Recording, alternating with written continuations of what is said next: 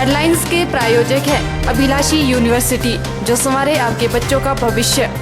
Himachal dental college and hospital Sundernagar, first dental college in Himachal Pradesh since 1993, providing best dental education and dental treatment. और dreams group of institution, जो कर दे आपके सपनों को साकार।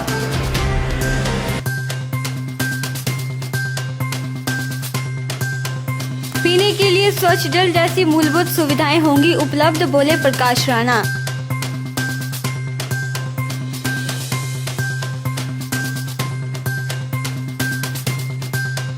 बर्ड फ्लू के बारे में लोगों को किया जा रहा जागरूक। हमीरपुर में पिछले 1.5 माह में 24 केस बर्ड फ्लू के आए सामने।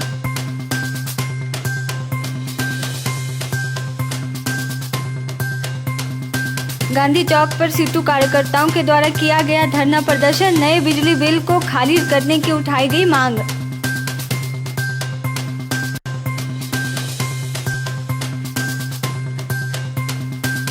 और कंडाघाट पॉलिटेक्निकल में बड़े अंतराल के बाद लौटी छात्राएं, छात्राओं में दिखा उत्साह।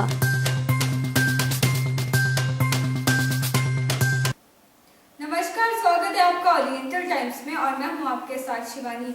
सोलन में ऑल इंडिया ट्रेड कांग्रेस द्वारा आज रोष रैली निकाली गई। यह रैली प्रदेश अध्यक्ष जगदीश भारद्वाज की अध्यक्षता में निकाली गई। भारी संख्या में ट्रेड यूनियन के सदस्यों ने इस प्रदर्शन में भाग लिया और केंद्र सरकार के खिलाफ जमकर नारेबाजी भी की। सोलन में ऑल इंडिया ट्रेड कांग्रेस द्वारा आज रोष रैली निकाली गई। यह रैली प्रदेश अध्यक्ष जगदीश भारद्वाज की अध्यक्षता में निकाली गई। भारी संख्या में ट्रेड यूनियन के सदस्यों ने इस प्रदर्शन में भाग लिया और केंद्र सरकार के खिलाफ जमकर नारेबाजी भी की। उन्होंने कहा कि केंद्र सरकार पूंजीपतियों की सरकार बनकर रह गई है। आम जनता और मजदूरों का शोषण करने के लिए नियम बनाए जा रहे हैं। आम जनता की आवाज को दबाने के लिए कानून बनाए जा रहे हैं, इसलिए उनके द्वारा आज यह प्रदर्शन किया जा रहा है। आज के दिन एटक द्वारा कानूनों की प्रतिलिपियों को जलाकर रोष प्रकट किया गया। एटक के अध्यक्ष जगदीश भारद्वाज ने इस मौके पर कहा कि भाजपा पूंजीपतियों की सरकार है। उन्होंने कहा कि भाजपा ने मजदूरों की आवाज को दबाने के लिए 44 कानूनों को खत्म कर दिया है, जो मजदूरों को न्याय दिलाने में मदद करते थे। केवल बड़े उद्योगपतियों को कैसे लाभ पहुंचाया जा सके, इसके लिए केंद्र सरकार कार्य कर रही है। यही वजह है कि किसान और मजदूर आज दोनों सड़कों पर उतरकर इंसाफ मांग रहे हैं। उन्होंने कहा कि आज उनके द्वारा जो कानून उद्योगपतियों के हितों के लिए बनाए गए हैं, उनका वह पुरजोर से विरोध कर रहे हैं और उन कानूनों की प्रतिलिपियों को आज जलाकर रोष प्रकट किया जा रहा है। जगदीश चंद्र भारद्वाज, अध्यक्ष All India Trade Congress Himachal Pradesh. ये जो आज का प्रदर्शन हम कर रहे हैं, ये अखिल भारतीय स्तर पर ये प्रदर्शन हो रहा है, क्योंकि ये जो मोदी की सरकार है, ये जो भाजपा की सरकार, ये जो फासिस्ट सरकार है, इस सरकार ने जो 44 कानून थे, श्रम कानून, जो मजदूरों की भलाई के लिए कानून बने थे, उन कानूनों को 4 कोड में सीमित कर दिया। और वो 4 कोड भी क्या है? वो अदानी अबानी को लाभ पहुंचाने वाले और उनके दफ्तरों के अंदर ही उनके एडवाइजर ने ही वो बना दिए हैं।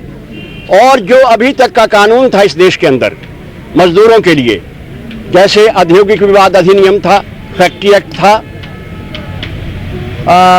पेमेंट ऑफ वेजेज एक्ट था, मिनिमम वेज एक्ट था, इस तरह से जो बहुत हितकारी कानून पिछले 100 वर्षों के दौरान बलिदान देकर हमारे शहीदों ने जेल में जाकर पुलिस की लाठियों के प्रहार खाकर कई वर्षों तक जो जेलों के अंदर रहे, अंग्रेजों की जेलों के अंदर, उन्होंने जो कानून मजदूरों के हित में बनाए थे, ये भाजपा की मोदी सरकार ने उन तमाम कानूनों को ध्वस्त कर दिया, खत्म कर दिया और उसकी जगह अदानी और अबानी को लाभ पहुंचाने वाले कानून बना दिए गए हैं। आज जो है ये प्रदर्शन, क्योंकि अखिल भारतीय स्तर पर हो रहा है, सारे हिंदुस्तान में हो रहा है, हिमाचल प्रदेश में भी हो रहा है, और इसमें बिजली बोर्ड और जो सरकारी कर्मचारियों का भी बहुत सारी यूनियनें इस हड़ताल में शामिल हैं। लेकिन AITUC के स्तर पर ये जो मामला आज का है, हम ये जो 4 कोड इन्होंने बनाए हैं अदानी और अबानी के हित के, उन कानूनों की प्रतियां आज हमारे पास है। उन कानूनों की प्रतियों को हम जलाएंगे और ये संदेश भेजेंगे कि आपने जो कानून बनाए हैं उन कानूनों का हम कड़ा विरोध करते हैं। ये 1 अप्रैल 2021 से उन कानूनों को लागू करने की तैयारी कर रहे हैं और हम इसका विरोध करता है। और हम एक बात और भी कर रहे हैं कि किसानों का जो आंदोलन इस देश के अंदर चला है उस किसान आंदोलन का भी हम समर्थन करते हैं। ओरिएंटल टाइम्स के लिए सोलन से ब्यूरो रिपोर्ट। सोलन में कोविड के मामलों में लगातार गिरावट दर्ज की जा रही है।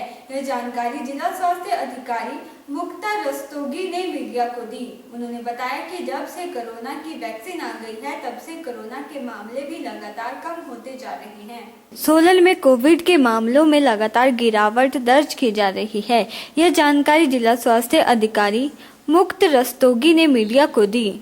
उन्होंने बताया कि जब से कोरोना की वैक्सीन आई है तब से कोरोना के मामले भी लगातार कम होते जा रहे हैं। उन्होंने बताया कि सोलन की जनता पहले से ज्यादा जागरूक भी हो गई है और वह कोरोना नियमों का पालन भी कर रही है, जिस कारण कोरोना संक्रमण लगातार कम हो रहा है। स्वास्थ्य विभाग भी लोगों को जागरूक करने में अहम भूमिका निभा रहा है। सोलन वासियों को बताया जा रहा है कि अगर वह थोड़ी सी ढिलाई भी देते हैं तो कोरोना उसे अपना शिकार बना सकता है।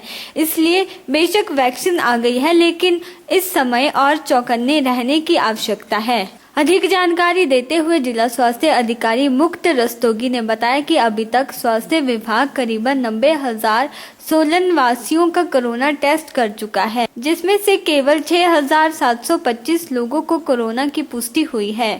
उन्होंने बताया कि पहले कोरोना संक्रमण की प्रतिशत सोलन में 8% थी, लेकिन अब संक्रमण घटकर केवल 2% रह गया है, जिसकी मुख्य वजह लोगों की जागरूकता है।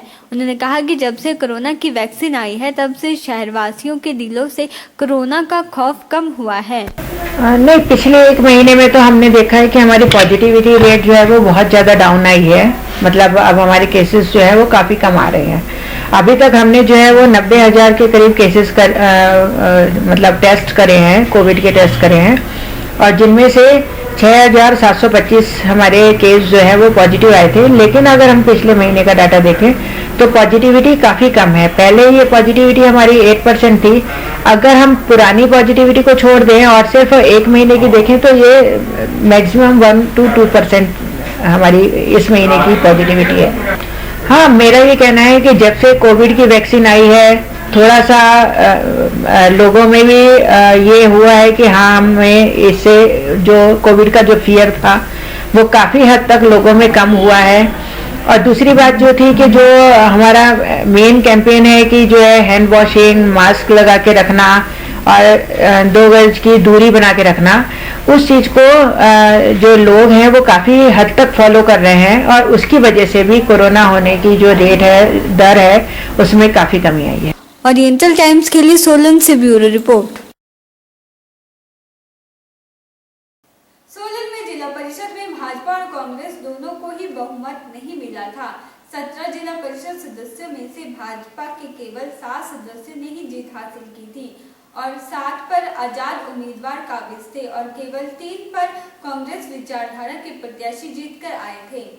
सोलन में जिला परिषद में भाजपा और कांग्रेस दोनों को ही बहुमत नहीं मिला था। 17 जिला परिषद सदस्यों में से भाजपा के केवल 7 सदस्यों ने ही जीत हासिल की थी और 7 पर आजाद उम्मीदवार काबिज थे और केवल 3 पर कांग्रेस विचारधारा के प्रत्याशी जीतकर आए थे। भाजपा के सामने आजाद प्रत्याशी ही चुनौती की तरह खड़े थे और वह जिला परिषद पर कब्जा करने के दावे भी कर रहे थे। स्थानीय जिम्मेवार भाजपा नेताओं को आभास होने लगा था कि उनके हाथों से रेत की तरह जिला परिषद का पद निकलने वाला है, जिसकी खबर प्रदेश हाईकमान को लगी और जिला परिषद बनाने की जिम्मेवारी मुख्यमंत्री हिमाचल के राजनीतिक सलाहकार और भाजपा महामंत्री त्रिलोक जम्वाल को सौंपी गई। सोलन भाजपा नेता इसे चमत्कार मान रहे हैं और अपने नेता त्रिलोक जम्वाल की तारीफ करते थक नहीं रहे हैं। प्रदेश कार्य समिति के सदस्य राजेश कश्यप ने भी जिला परिषद की इस जीत का श्रेय केवल त्रिलोक जम्वाल को दिया है। भाजपा वरिष्ठ नेता राजेश कश्यप ने कहा कि जिला परिषद भाजपा के कब्जे में आने से पहले ऐसा प्रतीत हो रहा था कि भाजपा जिला परिषद सोलन पर अपना कब्जा नहीं कर सकेगी, लेकिन भाजपा महामंत्री त्रिलोक जम्वाल की राजनीतिक चतुरता और दूरगामी सोच के कारण भाजपा ने जिला परिषद सोलन पर आखिर कब्जा कर ही लिया। उन्होंने कहा कि स्थानीय मंत्री राजीव सैजल और मुख्यमंत्री के सलाहकार त्रिलोक जम्वाल द्वारा ऐसी बिसात बिछाई गई जिससे हारी हुई बाजी भी भाजपा मारने में कामयाब हुई है। उन्होंने कहा कि जिला परिषद अब सोलन के सभी क्षेत्रों का बिना किसी भेदभाव के विकास करेगी। उन्होंने कहा कि त्रिलोक जम्वाल की राजनीतिक सूझबूझ से जिला परिषद पर जीत हासिल कर ली गई है। अब भाजपा जल्द ही बीडीसी पर भी जीत हासिल करेगी। माननीय त्रिलोक जम्वाल जी ने बड़े जो है राजनीतिक चतुरता के साथ सोलन जिला परिषद का गठन किया है, जो कि एक समय ऐसा लगता था कि कठिन है, लेकिन उन्होंने दिन रात परिश्रम करके पिछले 4-5 दिन लगातार जो है उन्होंने अच्छा परिश्रम किया और अपनी अच्छी जो है एक इंटेलिजेंट मूव चला करके जिला सोलन में जो है भारतीय जनता पार्टी का परचम जिला परिषद पर फहराया है। बहुत ही सराहनीय है। इंडिपेंडेंस जहां तक हम सवाल आप कर रहे हैं, वो लोगों का एक परसेप्शन था कि शायद जो है इंडिपेंडेंस जो है वो जिला परिषद में चेयरमैन या वाइस चेयरमैन जो है बन जाएंगे, लेकिन जिस चतुराई के साथ और जिस राजनीतिक कटुता के साथ जो है माननीय श्री त्रिलोक जम्वाल जी ने और भारतीय जनता पार्टी के नेताओं ने, हमारे संगठन ने, भाजपा के संगठन ने और हमारे जो स्थानीय यहाँ के हमारे मंत्री हैं श्री राजीव सैजल जी, उन्होंने बड़ा अच्छा जो है मूव चलाई और सभी लोगों को इकट्ठा किया। और वैसे भी जिला परिषद जो है एक सभी लोगों को एक लाभ देने वाली एक संस्था है। इसमें राजनीतिक का इतना कोई महत्व नहीं है, लेकिन फिर भी क्योंकि सरकार भारतीय जनता पार्टी की है, तो आज अगर जिला परिषद भारतीय जनता पार्टी की होती है, उससे जो है सभी जनता को जो है उसका फायदा होने वाला है। अब नेक्स्ट मूव हमारी जो है वो नेचुरली अब जिला परिषद बन चुकी है। मेरी विधानसभा कॉन्स्टिट्यूंसी में तो कंडाघाट एक मेन जो बीडीसी बनती है, बाकी जो सोलन की है वो कसौली के साथ मिलकर हम बनाते हैं। अब इसी पे हम जो है काम कर रहे हैं, संगठन इसके ऊपर काम कर रहा है और आने वाले दिनों में हम दोनों जगह जो है बीडीसी भी भारतीय जनता पार्टी की बनाएंगे। ओरिएंटल टाइम्स के लिए सोलन से ब्यूरो रिपोर्ट। वक्त तो चला एक ब्रेक का, बने रहिए हमारे साथ।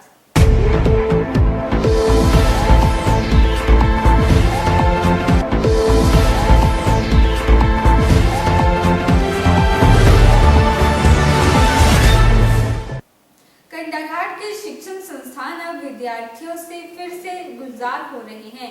विशेष तौर पर पॉलिटेक्निकल कंडाघाट काफी समय से वीरान था, लेकिन अब छात्राओं की चहल पहल शुरू हो गई है।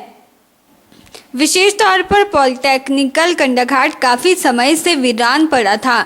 छात्रों को ऑनलाइन शिक्षा दी जा रही थी।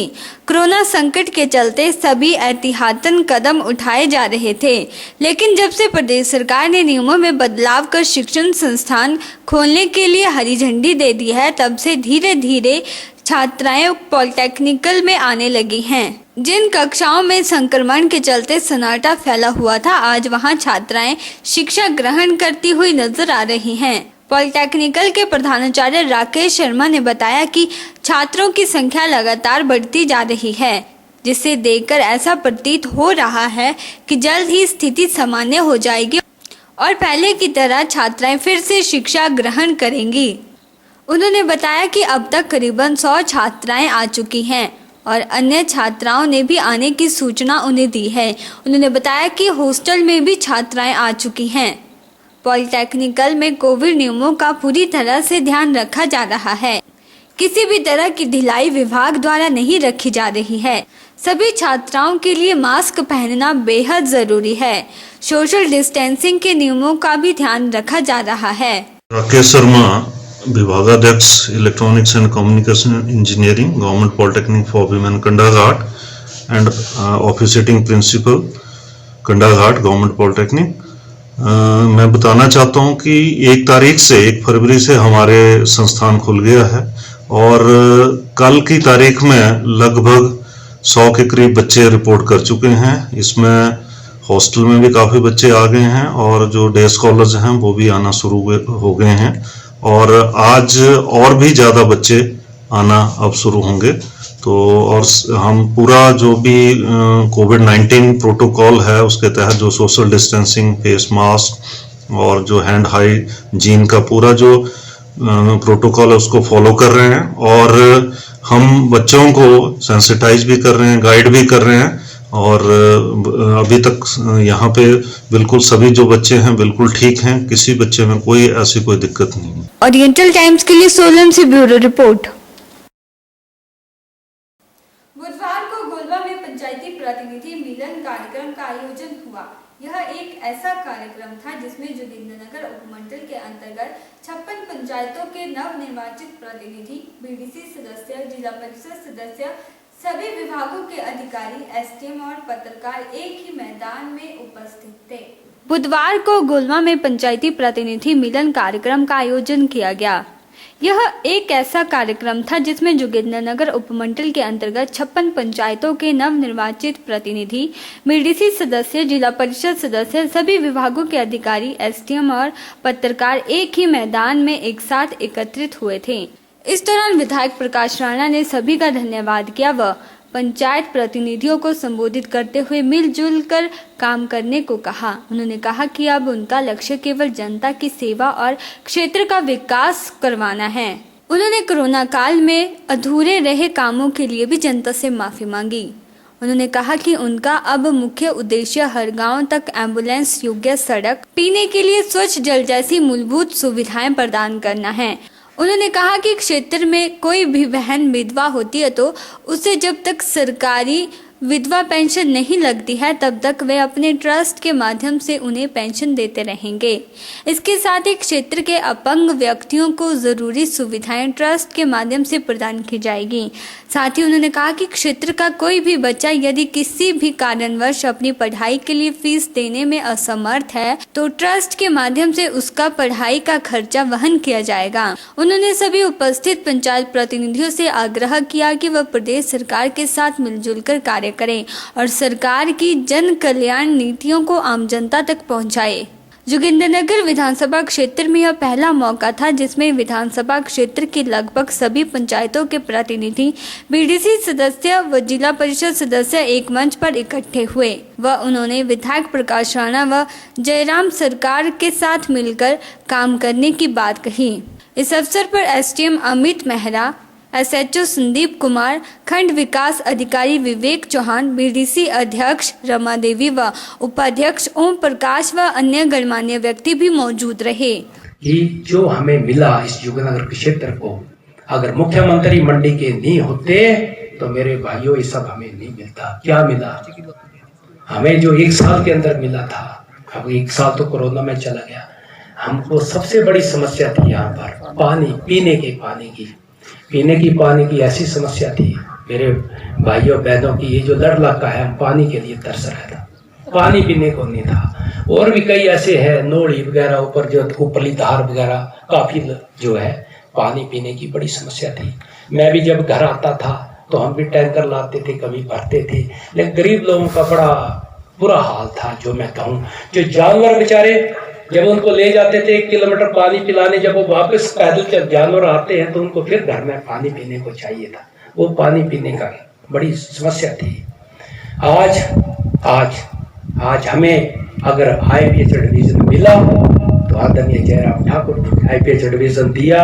और मैं आपको कहूँ तो इस वक्त जो तकरीबन 162 करोड़ की स्कीमें जो लगने जा रही है, ये प्रशासन यहाँ बैठा है, मुझे नहीं लगता कि 162 करोड़ की स्कीमें ये 30-40 सालों में लगी है, मुझे नहीं लगता है। मैं कहाँ तक सच हूँ इतना सही आंकड़ा मेरे पास नहीं है, लेकिन मैंने थोड़ा बहुत देखा था।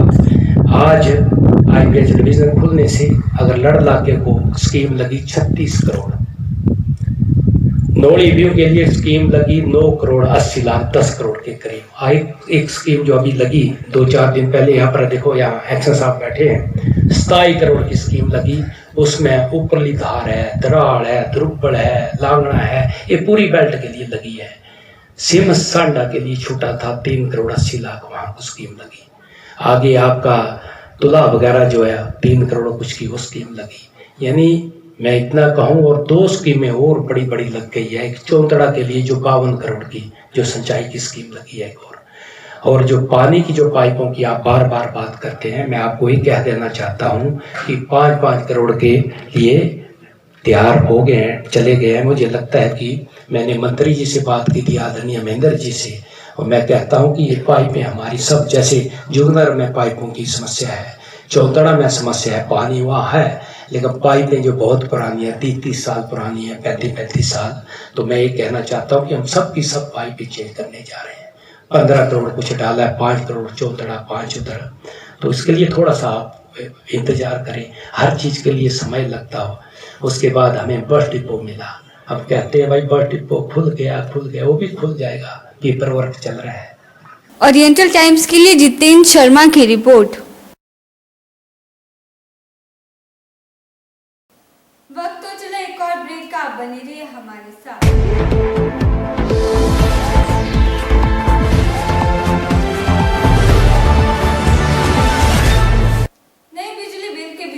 हमीरपुर के गांधी चौक पर सीटू कार्यकर्ताओं द्वारा धरना प्रदर्शन किया गया।